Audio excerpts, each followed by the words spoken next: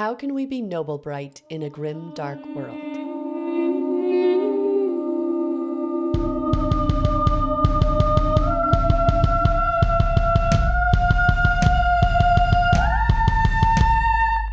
So, in our last episode, which was not a book club episode, Carolina, you asked a very interesting question, which now became this episode's question. How can we be noblebright in a grim, dark world? So I want to answer that question, but I also wanted to revisit hopepunk because I did more research afterwards, and it's kind of an interesting evolution of the term, and it really isn't. It began in 2017, and it's still not very commonly used. But I think it's interesting because even in that short amount of time, it's kind of changed from its original meaning, I think, from what we hear people talking about it versus what the original author who first coined the term said about it. So I'm just going to jump right in unless you have something to say beforehand. I don't think so. Jump in. So I found the original author who coined the term back in 2017. And in her article, I'm going to quote it real quick. So this is a quote of her talking about noblebright and why she coined the term hopepunk instead. If I say coin the term one more time, just shoot me. Okay, so this is her talking about noblebright. It's about a core of goodness in humanity. It's most of the Arthurian legends, the Star Wars original trilogy, Narnia. It's in Tolkien terms, it's Aragorn, rather than Frodo and Sam, which are hopepunk as hell. Can I say hell? I don't know. In Noblebright, when we overthrow the Dark Lord, the world is saved, and our work is done. Equilibrium and serenity return to the land. Our king is kind and good and pure of heart.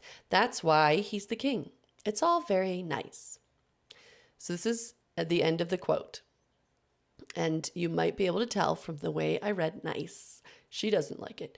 And I don't like the way she's using it for these stories that she's talking about. I disagree with her claim about Noblebright, and how she differentiates it from hopepunk is she says that for hopepunk, the world will always have evil.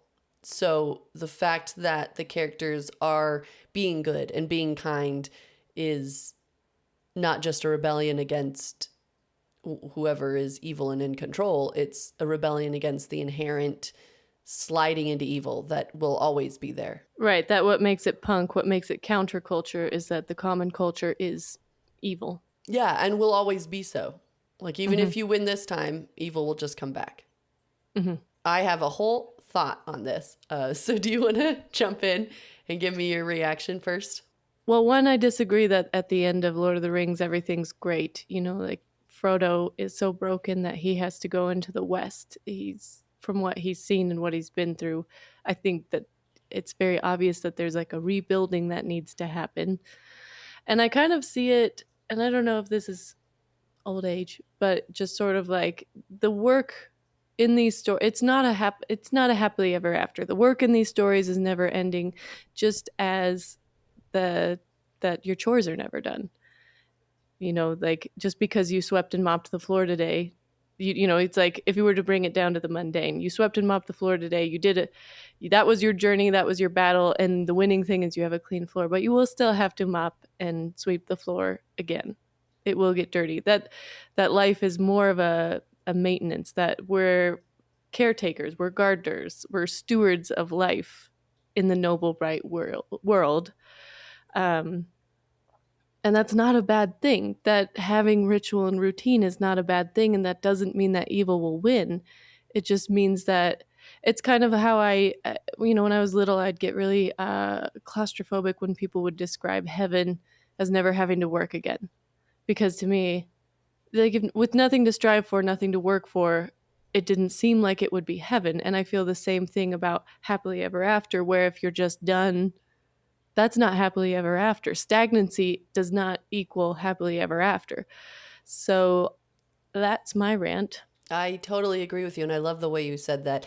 It's like striving is a part of the equilibrium. Creation is a part of the happiness. Right. So in that sense, because you're saying the maintenance goes on and that, your work isn't done, which could be hope punk, but in her terms, it's like the work against corruption, the work against like human evil is never done. Right. And I can't remember if you and I talked about this on the podcast last time or if we just talked about it outside of it, but talking about evil as more of a disease, Mm-hmm. more of a, because it's like if you don't change the oil out in your car, it will break down. Is that evil winning or is that just negligence? If you don't work to maintain your relationships, they will crumble. Is that evil winning or is that just the common outcome of neglect? If you don't eat healthy and exercise, disease will have a better chance of taking hold in your body. Is that evil winning or is that just the natural outcome of neglect? So I don't see it as that like evil is always pounding at the door and if you let your guard down for a second, it will get in. But I do see it as that ritual and routine in all things is the key to happiness. And I think what's really interesting in what you just said is each of those examples, there's a human choice. And then that's, I wrote up notes because I had thoughts about this. But that was Yes. one of the things I was thinking that it hinges on is in my worldview and in noblebright is those human choices. Like, yes, human choices can lead to evil outcomes, but that doesn't mean that the world is inherently evil or that humans will always choose that. And I think that's where we get to the difference, down to the difference in a lot of these genres. I saw comments about hope punk when it was described the way this author described it, of the world's always going to have corruption. It's always going to have the darkness or evil or whatever, however you want to call it. And that, we are just going to be radically kind and anyway, and always fight it. And I saw multiple comments saying, well, that's grimdark. And Mm-hmm. so these readers, and it was coming from people who loved grimdark.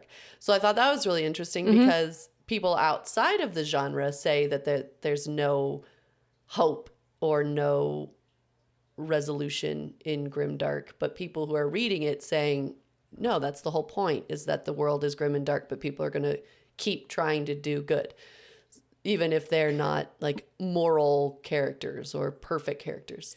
Sorry, I was just thinking about every dystopian novel that's come out in the last couple of years. Like, would you describe the Hunger Games as hope punk or grimdark or noblebright? Like, what, if you're going to really get down to the minutia, what really is the difference? Right. So I'm not sure about grimdark now because we need an expert grimdark. But the only thing I could come up with hope punk and noblebright is the idea of, is the world inherently good or not? And because this author is saying no, and that's what makes it nice or tidy, is this idea that, if we just do our part, the world will go back to being good. And is her kind of simplified version of noblebright. And I would say, it's not tidy. Noblebright characters are flawed, but it is this idea that when they do something good, it is because it's coming from the very core of themselves, that their truest self is inherently good. So I pulled up a quote from, this is Sam and Frodo, which is interesting because she was saying that they were like the hope punk element in Lord of the Rings. I see them Mm-hmm. as noblebright because everything's getting stripped away from them through the course of their journey, and till all that they have left is that the will to go on and the will to finish because they know it's the right thing to do. And he's talking about the tales that everyone actually remembers, the important stories. And he says, and he's talking about the characters in those stories.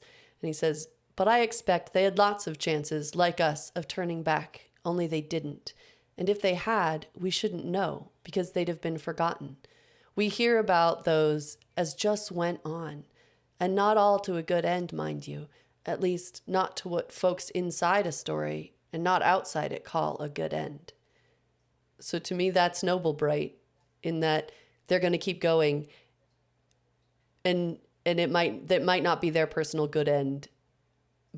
But I love the distinction here. He says, or what they might not call a good end, or even the hearer of the tale might call a good end. But that doesn't mean that it isn't a good end. So then what is the good end? I'm just like trying to detangle the threads of what's what in my head. And one of the things I read about hope punk versus noble bright. Oh, new genre, hope bright. I love it. Is that in noble bright, hope is the default. And I guess the only distinction I would be able to make is that in Lord of the Rings, it starts in the Shire and life is good. The evil has not taken hold yet. And that in hope punk, hope is the resistance. Like, so is it just, we're just like a little further along in the tale or something? I don't know.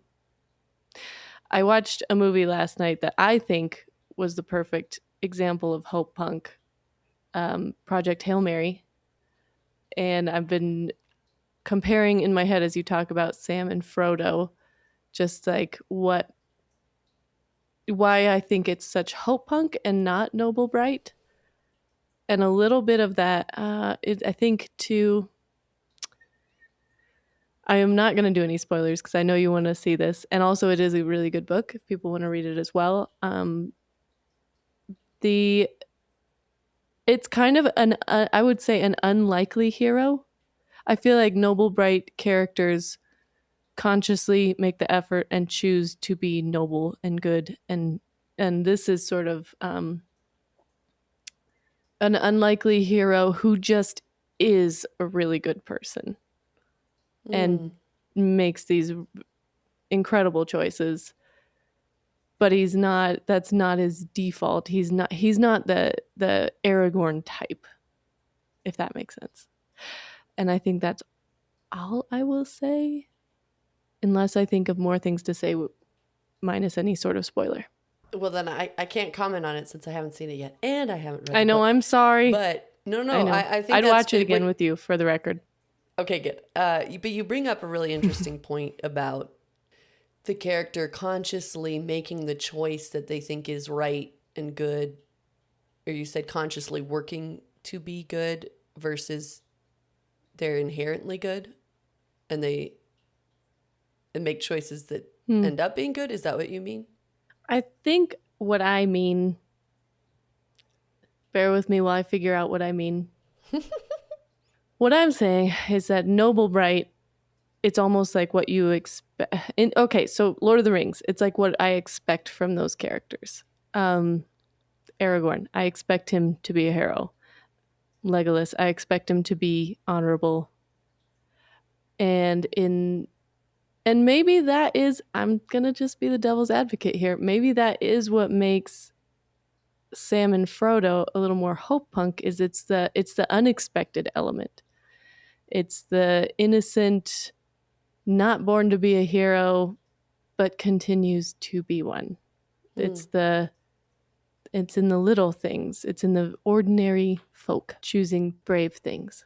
I think that is what it has evolved to be. Whereas the originator of this term, I think the difference was more in the way they saw the world rather than the characters. But I think you're right in that hope punk has become more about the characters and everyday people and how we live. Like, we're going to be hope punk in this world to try and make a difference in small ways.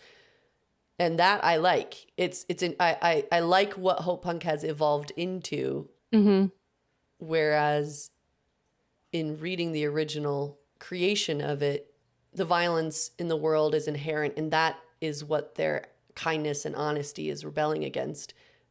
And that it will be a rebellion that doesn't end because the violence and the corruption will always be there, rather than Noble Bright, where there is the hope, which is interesting because Noble Bright actually has the hope of ridding the world of this corruption of evil at some point, whereas Hope Punk doesn't. So I think it's interesting that she used the word hope, but then took away the hope of ever ending the battle. but it's then I guess that's where the rebellion of having hope Punk comes comes from. in.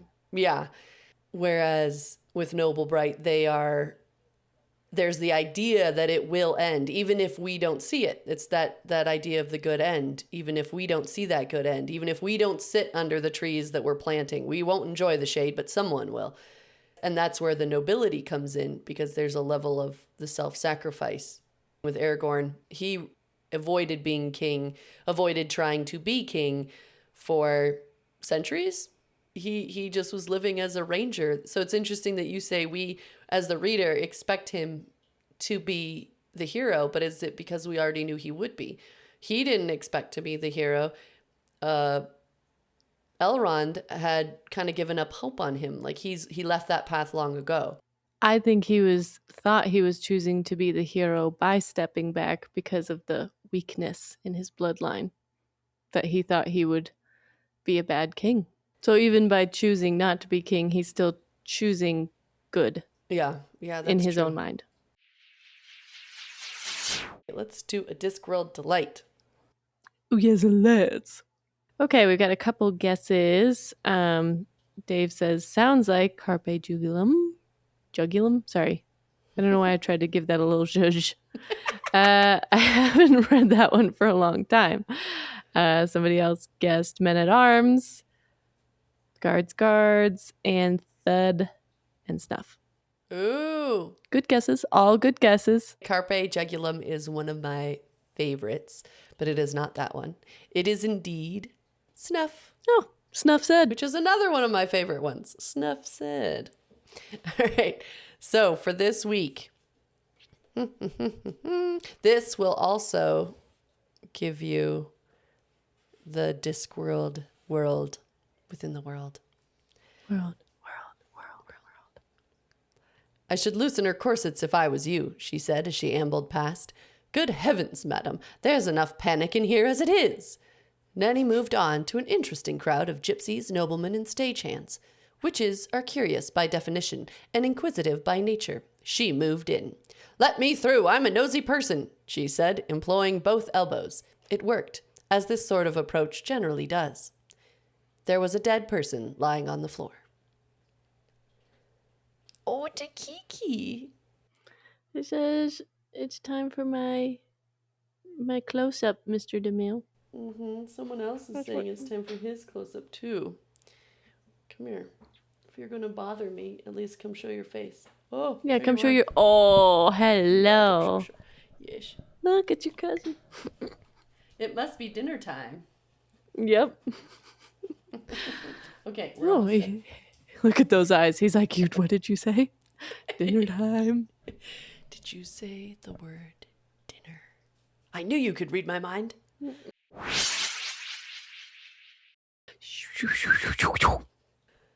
So let's get to the second part of what we're talking about today, which is the main question of our episode. How to be noblebright in a grimdark world. Before even answering the question, I'm going to change the terms a little bit. So have you heard of the term plutocracy? I've heard of it. All right. In case you don't know what it is. It is, the term originates from the Greek words plutos, meaning wealth, and kratia, meaning rule, and it first appeared in English in the 1650s. So I would say we live in a plutocracy rather than a grimdark world, and I'm going to tell you why. Because, and maybe, whoever readers of grimdark can get in here and tell me that I'm wrong about the world. But I would say that currently we have plutocrats who are running the world in a human way. And I'm not talking about political parties or any one political party. I'm talking about all political parties in all countries. We have the wealth, just the way the system works now is the wealth is the rulers, the ruling class. Mm-hmm. So one of the ways to be noblebright in this world is the very fact of realizing and thinking about the world as noblebright. So going back to what you were saying about making those choices, and is it inherently evil and it's pushing back, or is it just a choice we've made? Focusing on those moments of nobility and brightness in the world, and realizing that there is something larger and more powerful than the human corruption. Or every time a human's making a choice and they choose something that leads to an evil outcome, it doesn't mean that the world itself is inherently evil. What do you think of that? I Well, could keep you going. you swip swapped me. So now I'm digesting plutocracy. So to Okay. summarize, you're saying that instead of a grimdark world, we live in a plutocracy. Yes? I think the world is inherently good, and it's human decisions that bring about corruption or evil. And so in order to be noble bright, you just have to remember that and choose goodness over and over again. So in Hope Punk, you're choosing goodness over and over again as a rebellion against the inherent violence, cruelty, and corruption that is in our world. Whereas I see it as you're choosing goodness over and over again because you are connecting to something, a force that is inherently good. When we choose to be a physical being made of star stuff, manifesting a tiny spark of life who can align to the rhythms and wisdoms of the galaxies sweeping overhead and the symbiosis of nature at our feet. We aren't toxically positive and we aren't hopelessly naive. We are aligning with a force far more ancient than the corrupt power within humanity. So, to answer your question, I'd say we go back to Sam's speech, but this time the movie version, where he says, "There is beauty in this world, Mr. Frodo, and it's worth fighting for." Okay. Well, I agree with you a little, but mostly I disagree in the sense Yes. How do you disagree? because I disagree because I think what you just described there at the end is hope punk, and I think that in this world, personally, like if we're bringing it into this, we're coming out of the fantasy and into the world that we are living in right now, I feel that it's really important for me to choose kindness and connection over and over and over again. But I also don't think I will be around to reap the benefit of that. I don't think that we're going to see in my lifetime the good guys win. I don't, there's not going to be this big battle that I can go out and on the field and either lay down my life or win. It's going to be, if there is going to be change, it's going to take a long time. And it's going to take everybody choosing to be hope punk. And yeah, I think that's what makes it hope, like the punk is just like, and why I think Sam is hope punk is because he's not doing it for the gain, personal gain, or even really the belief that they can win. He's keeping on going because he just has to. So I think we both agree, but we disagree on whether it's noble bright or hope punk. Because Yes, I we agree. disagree on the You know what? terms. You know what it is? It's the timeline. Hmm. It's the timeline. So Noble Bright is a much longer timeline. Hope Hmm. Punk, if I'm looking at a day to day, I'm Hope Punk. Because, yeah, my action today is not going to get rid of the corruption that is in the world. But my actions over time and everyone else's actions and us choosing to align with, I think, an inherently good universe will make the difference. And I that have the the perfect universe, example. oh, wait, well, let me just finish. Okay. Okay. Because I think that's the force, the ancient force of creation, whether it's, whether you see it as God or a non-personified creative force, is what wins in the end. And that is inherently good. So that is why I say we are in a noble, bright world, and you could be a noble, bright character, even if you don't think you'll see it, even if you don't think in your lifetime, in the next 10 lifetimes, you personally will win. It's you're doing the right thing just as Sam does because it's what he has to do. It's like he says in the beginning, it's the characters in the tales that matter just keep going. And I'm so glad that you mentioned the Force because the most perfect example of this is that the Star Wars original trilogy is traditional noble bright. And I think the movie where they zero in on the many Bothans died to bring us this information, I think that movie is hopepunk. So we're both right. All right. You It's the mean? long view or the day-to-day view. And my last point about the hope punk, the corruption and evil that will always seep in, that the originator of hope punk says always will seep in. And you're saying is that's the maintenance of Life. and the human choices. I would say it seeps in because of other humans making a choice. Mm-hmm. And in that sense, yes, it's hope punk because you, at this stage of our evolution, there's always going to be someone in the world choosing to manifest unkindness. You know, they're going to choose the selfish motive. So in that sense, yes, we can't fight all of those people right now and stop them. So we have to do what we can as we go.